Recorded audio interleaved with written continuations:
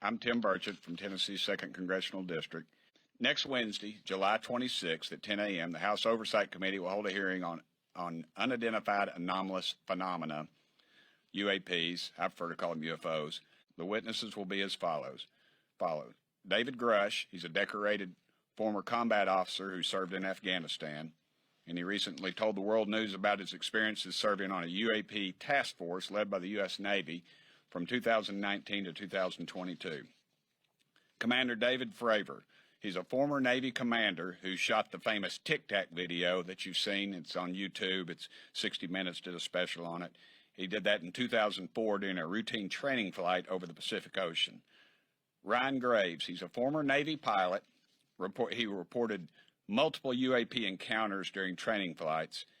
They do exist or they don't exist. They keep telling us they don't exist, but they block every opportunity for us to get a hold of the information.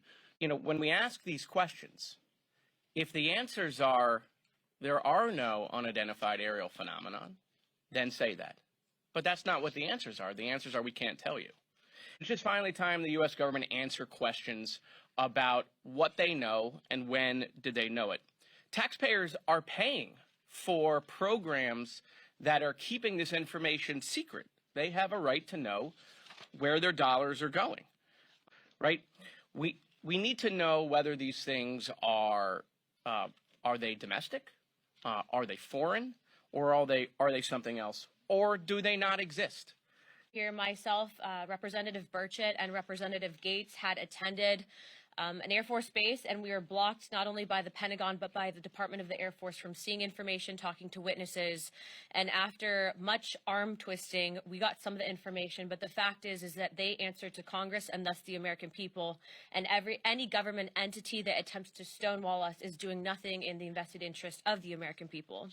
When I take at face value the numerous roadblocks that we've been presented with, it leads me to believe that they are indeed hiding information. We contacted the Air Force and we flew.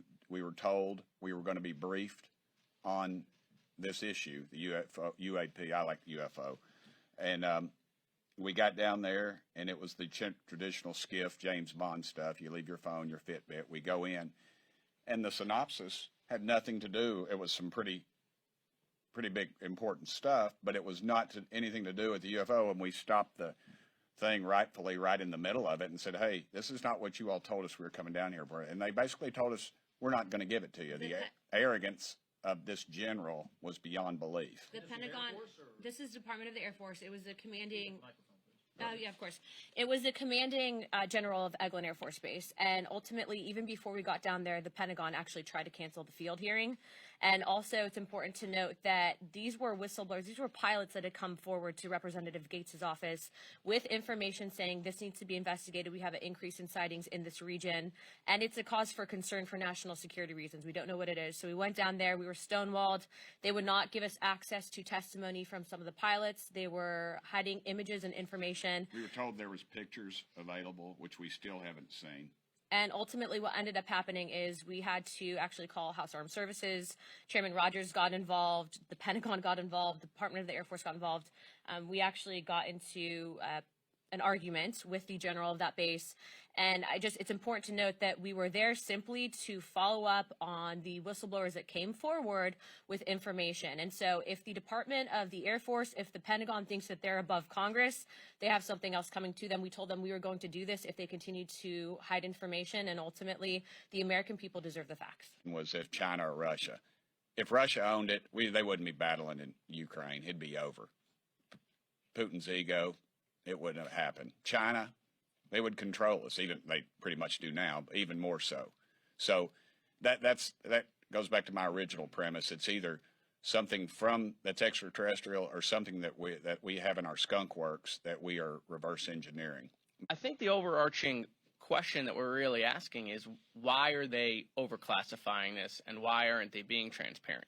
You know, and it's about reasserting, I should say, Congress's role in all of this.